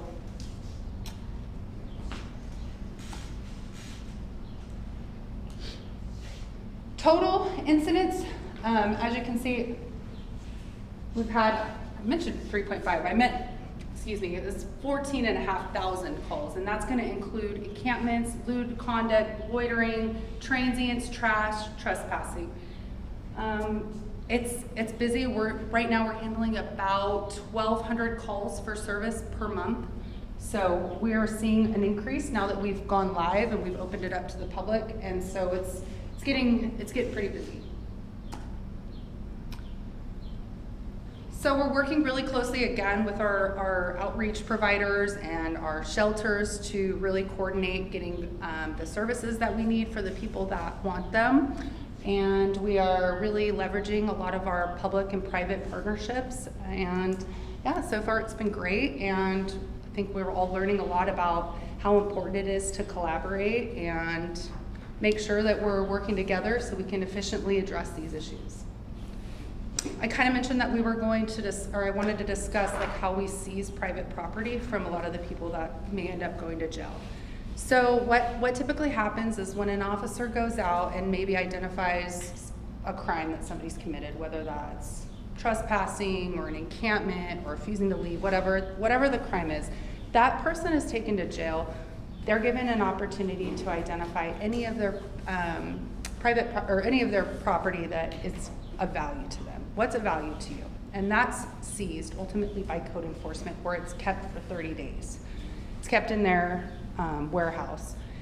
Anything of value in terms of money, medication, anything that they might immediately need upon release, we'll take that and we'll either book that with them at the jail or we'll book that into safekeeping at the Bakersfield Police Department, depending on size. But anything they might immediately need, we'll take that so that there's really not a delay in them getting whatever they need. But if it's like mattresses or bedding or other types of large items that they may have accumulated and they want to keep those things, they'll put them in a bin and they'll maintain that. So, and they have, a reasonable amount of time to go and pick it up. So, any questions? I actually think I saw your unit in my neighborhood a couple weeks ago, because I was wondering what was going on, and then because there was 3 officers, code enforcement and animal control, all in one location, and there was a vacant home that had been somebody was staying in, and so I was just like, what's all these?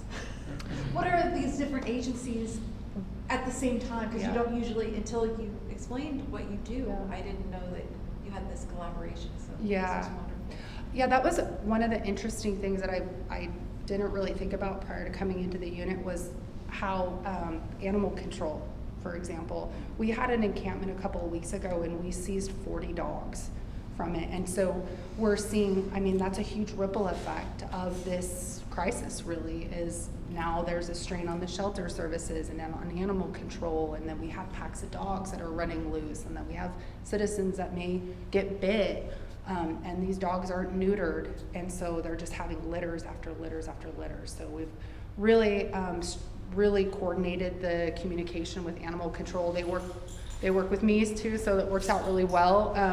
And we're just, we're constantly sharing information and trying to make sure everybody's on the same page so that their staffing levels can be appropriate when we go and have to do an encampment clear out. Another process too I'd like to explain is how we clear out encampments.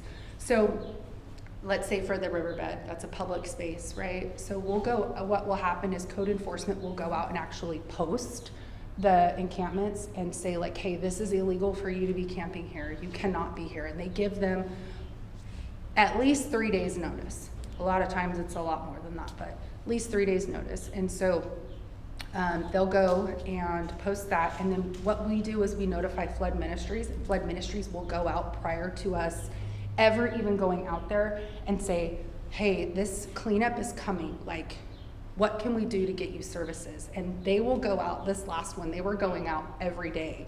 And they were calling me and saying like, hey, we've got this many people that accepted beds. And what also happens is we'll coordinate with the shelter and we'll tell the shelter like, hey, this is coming up, so we need to make sure we have beds available. And so the shelter's aware of what's going on, so that, like I mentioned, the ripple effect, right? So everybody is kind of in the know of what's going on, and we can prepare for a possible influx of people coming into the shelter or dogs that are being seized.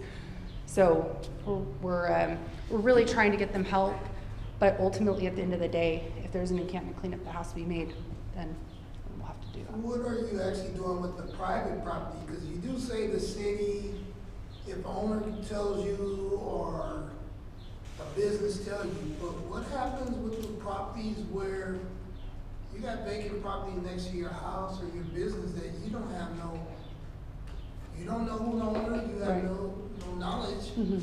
but the encampments or stuff that are on private property, that what are the city doing with those ones? Are they coming out? Are they still clearing it? So that's the benefit of having the co-response with the code enforcement officers. So the code enforcement officers will start an administrative investigation. If need be, they might have access to the owners to where they can reach out to the owners and find out, hey, there's a lot of different ways they can do it. If the owner says, yeah, I've been trying to get these people off my property. Hey, are you willing to sign a trespass enforcement authorization form? Yes, I am. Here you go. And then we can make the arrest. So there's a lot of different ways. If we cannot get a hold of the owner, then the code enforcement officers will begin an administrative investigation on their end, and they handle that.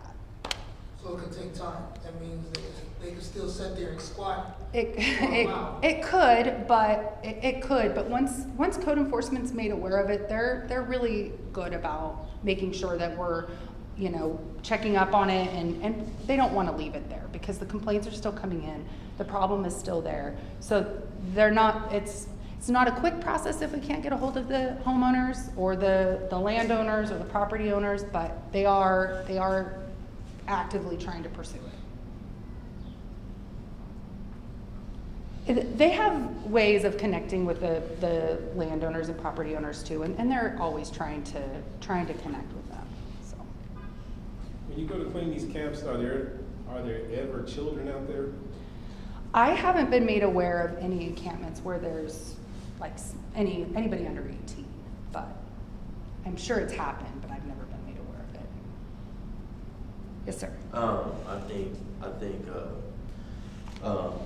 it is impressive, the new approach. One, the mental health, having the mental health, component to it, just because we know a lot of them, suffer from those.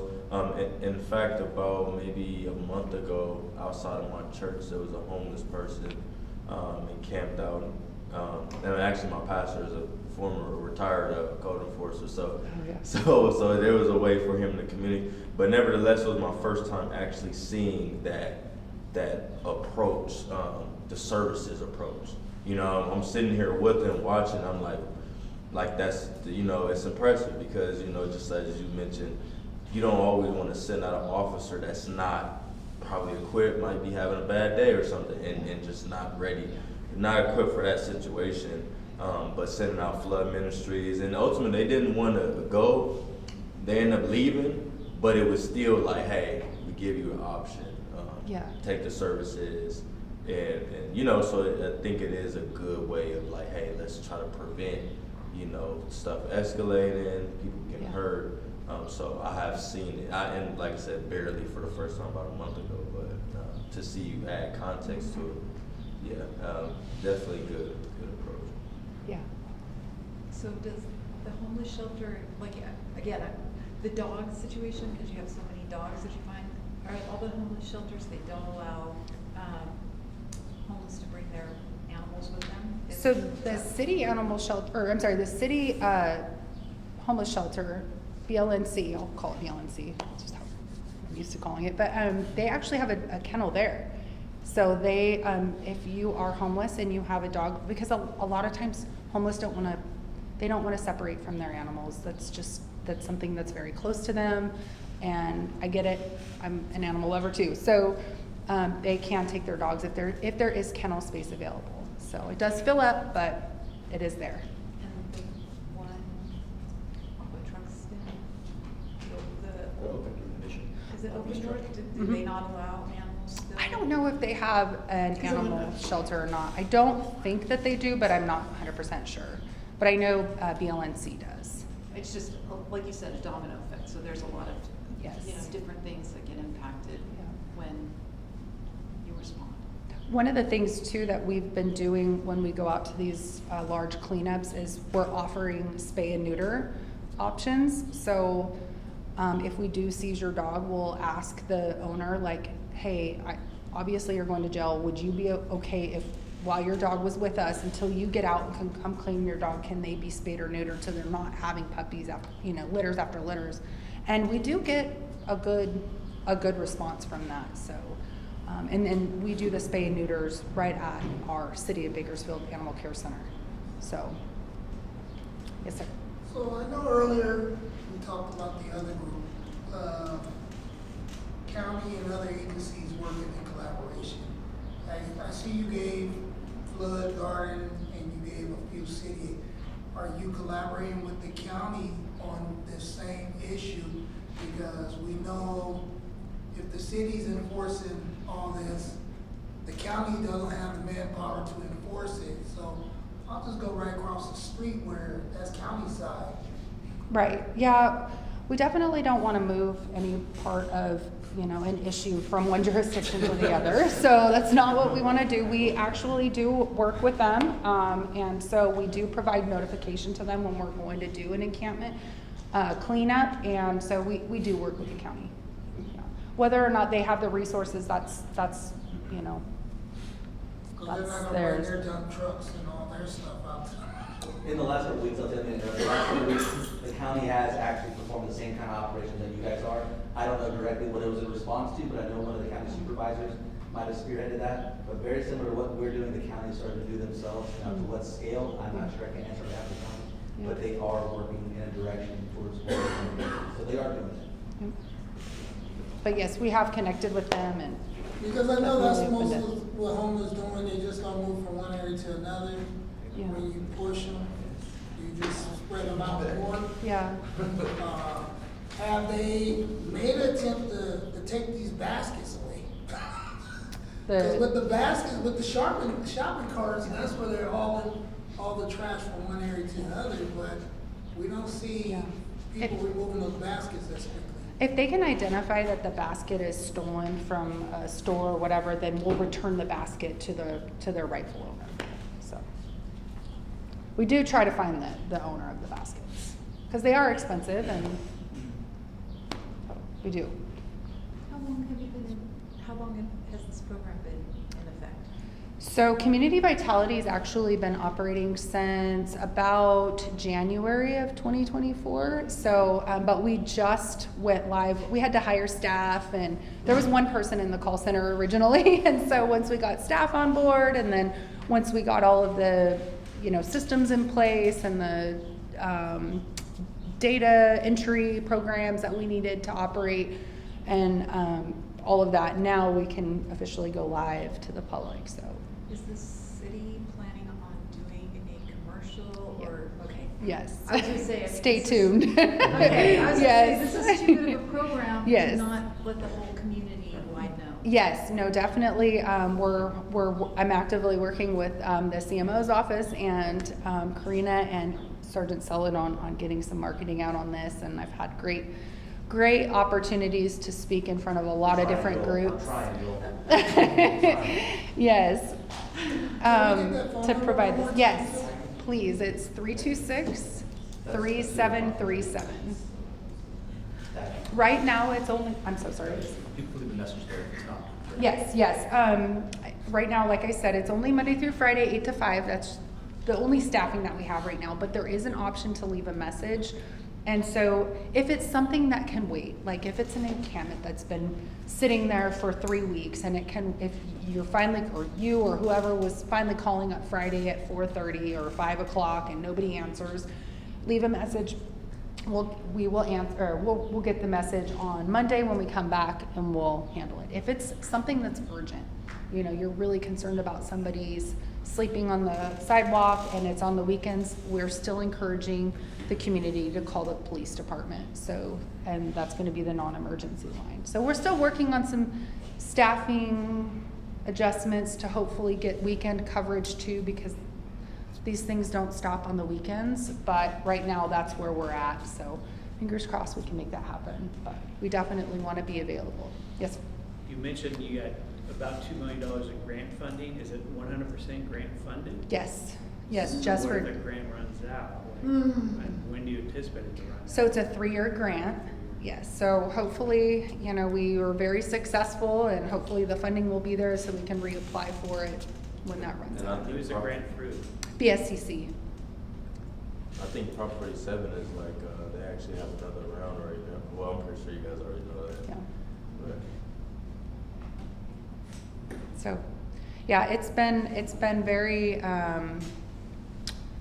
very awesome to see the efforts that are going through to really try to connect and build a rapport with those that we're identifying as really the most in need.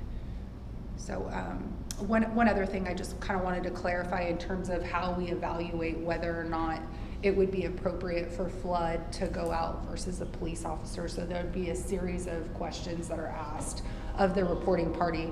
And if that individual is displaying any sort of symptoms like behavioral symptoms, like maybe they're under the influence heavily to where they're violent, or they may need medical attention if they're so under the influence that like they're nodding off, anything like that, we would send a police officer to. If there was any indication that the person may be armed, large knives, anything like that, we're gonna send a police officer too. So if there's any safety considerations for our outreach partners, we're gonna err on the side of caution and we're gonna send police. But once the police get there, if there's no offense, very commonly they're already on the phone with Flood Ministries and they're trying to get this person's services. So like I said, the relationship, our teams aren't having to go through channels, they're just calling Flood directly and they're coming out and responding. What is the number what is the number it has to be in order to be in cabinet? Is that just one tent with a bunch of trash? Is it 3 or 4? Yeah. Is it? That's such a good question. An encampment can look so different, right? An encampment is just basically what somebody is considering home. It's sometimes all somebody has for a home is a pillow and a blanket. So if somebody has set up some sort of area with a pillow and a blanket and they're sleeping there and they're establishing some sort of comfort zone around it, that could be an encampment. An encampment, I've also seen where they're dug in the side of a overpass and they've got pallets that are built up supporting the dirt from falling on top of them and they're covering it in tumbleweeds. So they can be very extravagant and they can be very, very, very simple. It's kind of hard sometimes when people say, well, how many encampments have you cleaned up? And it's like, well, encampment can look very different.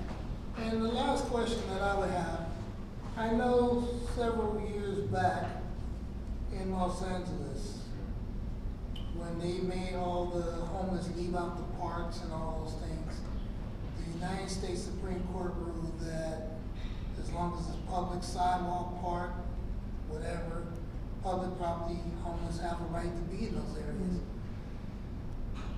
How are you guys really still staying within the guidelines of what the courts have said and what you're doing to move people along?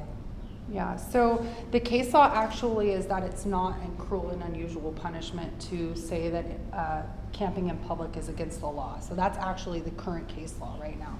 So that's what we go off of our local ordinances. The courts have ruled that local jurisdictions have the right to determine what their laws are going to be. And in Bakersfield, it is illegal to camp in public. So that's what we use as our guidance. So are you keeping statistics right now also, because you said you have that interaction you're creating as far as, okay, you've offered assistance, they've taken the assistance, but now a month later they're back in a homeless situation again. I don't want to call it recidivism, but do you have some type of, do you call it something, and are you tracking that to see how long-term success of the program is that part of the grant, or is that part of your track? Okay. Yes, that's all part of the grant. We're tracking absolutely whether or not they are accepting services. Each person is given an individual care plan, and so there are goals that are established for each person, and so that case manager is tracking where they're meeting their goals, and they're also tracking if there's any fallback or if there's any regression, and so all of that's being tracked and reported back to BSCC. Okay. Can you track recidivism rates? Yes, because so there's two parts of the grant. Like I mentioned, there's the chronically homeless part, and those case managers are assigned to the people that are very, very, very resistant to services and very just having a really hard time. And then the second category is our reentry. So it's our warm handoff reentry. So we're working very closely with state parole to identify those, especially those that are at risk for homelessness. Those are the ones that we're really trying to engage and connect right away with and help so that they don't fall into homelessness. It just doesn't seem like $2 million is enough to support the staff that you have. Yeah, so I mean, we're contracting out. So the grant right now is paying for our administrative analyst to handle all the grant reporting and all of that, and all the coordination with the case managers, and then the psychiatric wellness and garden pathways are the ones that are really divvying up how much they've the budget portion for them.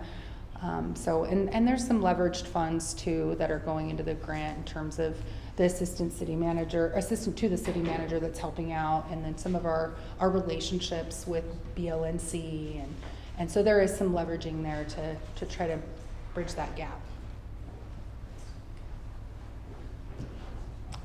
Any questions? Awesome. Thank you. If you guys think of questions later, feel free to email me or Lieutenant Finney, and we can always reach out to Lieutenant Anderberg to answer any of those questions that you guys may have moving forward. Two things Lieutenant Finney really wanted me to touch on is, one, he's not here, but Mr. David Lott invited a couple of our guys to a local Sikh festival, so Lieutenant Finney and Captain Morphus went out there for the afternoon, got to engage, do all that kind of stuff, and it was a great experience for them. And the second one, he really wanted me to thank you, Job. I already thanked you when we started for inviting Lieutenant Finney to that deal, but could you kind of share with the Cap kind of what you and Lieutenant Finney did? So a part of changes, we mentor inside of the prison. In fact, the one that I was once incarcerated at. And we actually get to hold, in addition to we have a 24-week class, so we meet weekly, but in addition to the weekly classes, we have quarterly events. Sometimes the theme change depending on what the men are part of the group, kind of what they want. And so the one that we just held yesterday, the theme was restoring justice in the middle.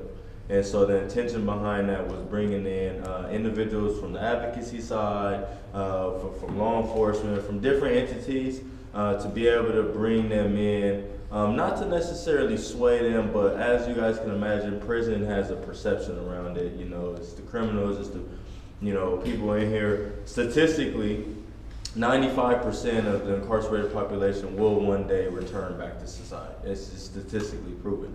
And so very small percentage will stay in there for the rest of their life. And so as changes, as we move up and down California, we're in Sacramento, a lot of legislation, a lot of things are done based on, I feel like, through one lens. A lot of those different entities that's never been inside of prison, that don't really have a perception of it. They judge these individuals when they come home, while they're in there, accordingly through that lens.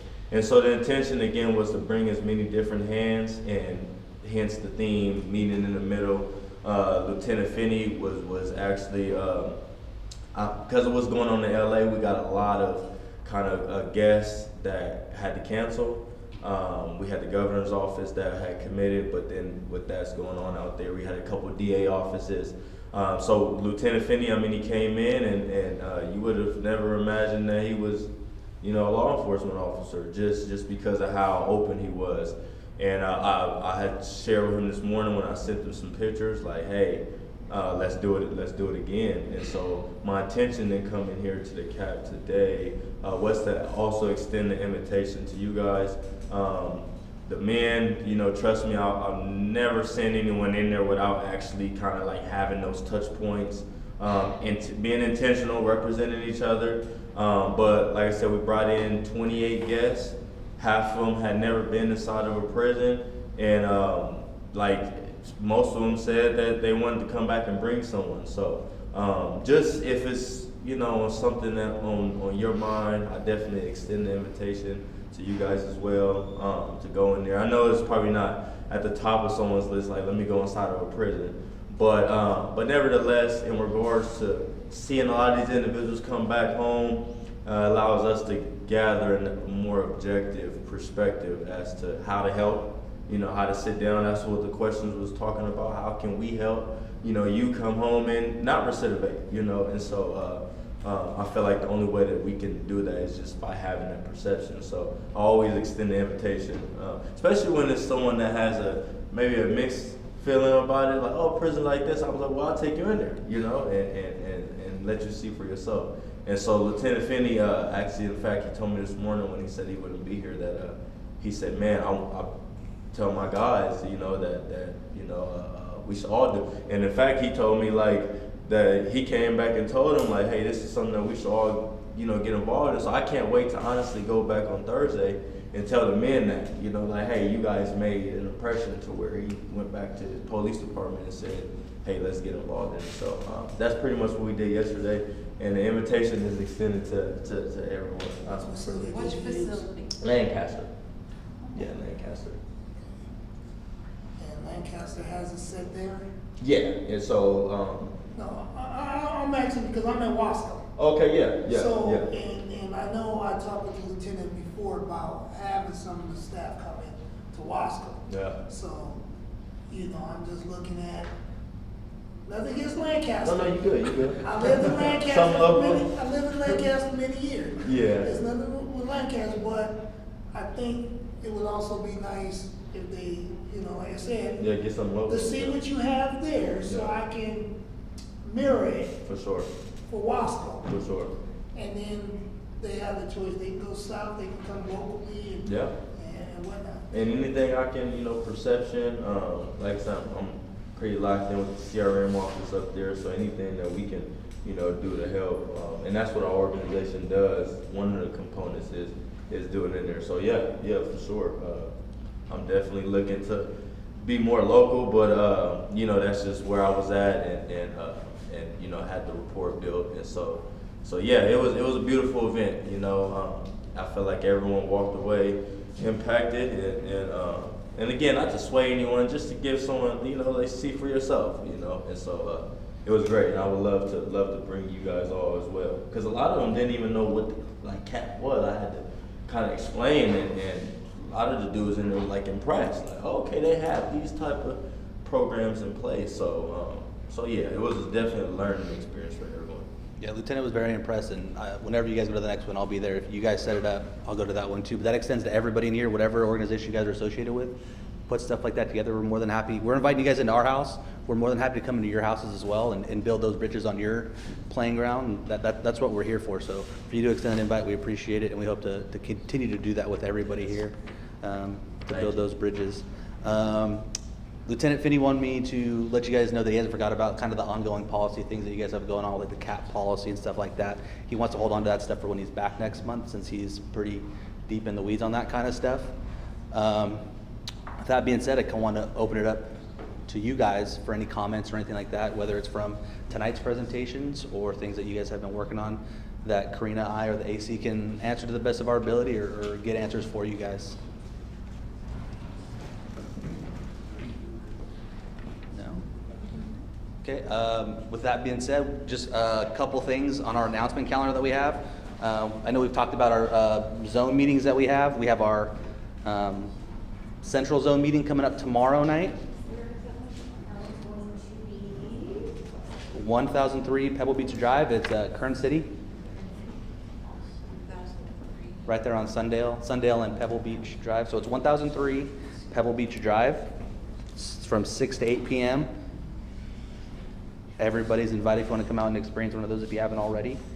Also this month on the 20th, we are kicking off our Summer Nights with BPD series. So we go out to a couple different parks. This year we're starting out at the Powell Center. On the 20th, come out. We're getting some inflatables. We'll have some ice cream. We'll have some all that kind of stuff for the community to come out, interact with the police department, and just have a good time trying to beat the heat. Do you guys need volunteers? If you want to come out, Joe, you are more than welcome to come out and volunteer, brother. Yep, all of you guys are more than welcome to come out. June 20th, not July 20th. Correct, June 20th. It's from 5 to 8 p.m. and that's at the Powell Center, 301 East 4th Street. And then currently, it started yesterday. We have our Junior Police Academy. I know we kind of talked about it briefly. It's from 11 to 17-year-olds. We give the opportunity to come in. We hold it at 4 different locations. Kind of give them a very, very subtle taste of what it's like to go through a police academy with the stress and that kind of stuff, but really building on the characteristics and the other things that we want to help develop in our youth to not necessarily make them police officers in the future. That's a great unintended consequences, but make them great contributors to our community and society as a whole. Would you like to talk about kind of what you saw out there today? You guys meeting on what you guys Okay. advocate. All right, but it's a great deal. If any of you guys would like to kind of see where it is, talk to Finney. We're more than happy to take you guys out there to see what it is.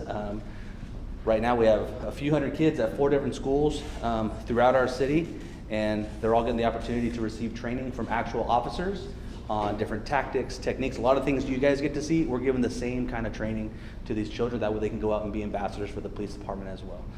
We track how many returning kids that we have, and more often than not, the kids that start at the younger ages of 11 are coming back year after year after year because they love coming out and interacting with the police department.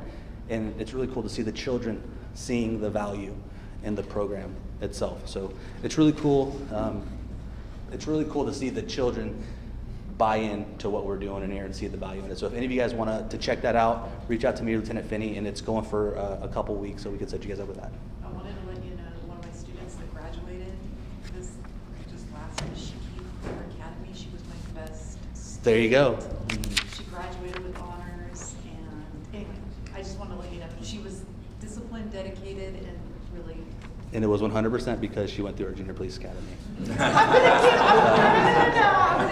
gonna give you 10%. I think she had a lot of dedication, but she definitely. Good. I'm glad to hear it. And that is something that we hear constantly for people who want to graduate, people who go on. I mean, Karina, how many officers do we have that are junior or JPA graduates?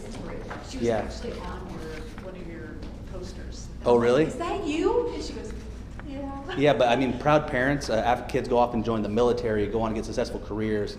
Officer Pratt, who's out there, who's been kind of running the program for the last few years, stays in touch with all the families, and we get to see all those success stories where may not directly contribute to Bakersfield itself, but they're off being productive members of society. So it's all worth it, and it's a great deal.